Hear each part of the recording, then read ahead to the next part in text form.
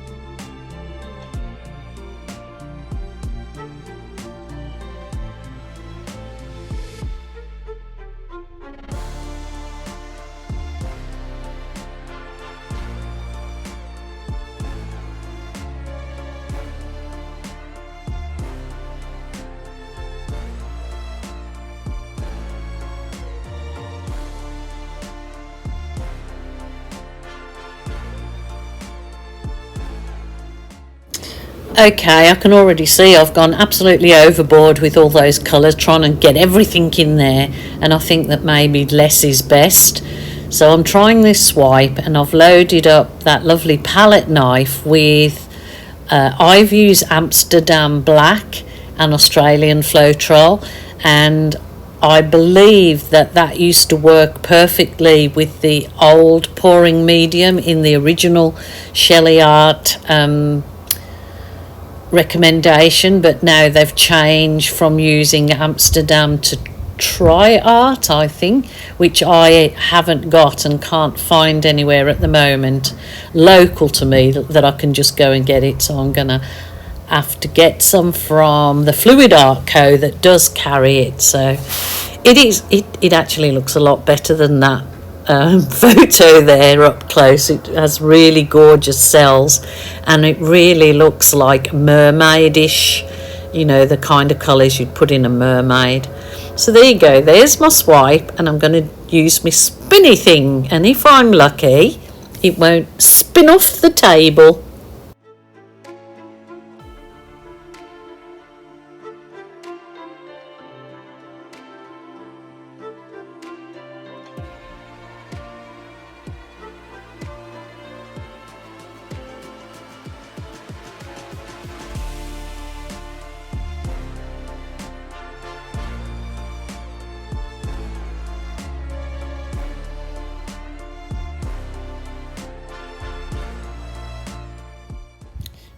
Well, it's actually very nice, but certainly not, you know, nowhere near what I've seen these gorgeous pieces come out. But each to their own, everybody sees beauty in different things. So it's early days yet, so really enjoying the process, except I get a little bit you need to really wear a mask because some of the ingredients, you know, are quite strong to me. So anyway, wow, look how gorgeous it is. There is some lovely parts in there, but that sort of heavy bit there, look, it does look like dragon skin, doesn't it? Dragon scales. I think Daenerys would be happy with that because it looks like one of her dragons.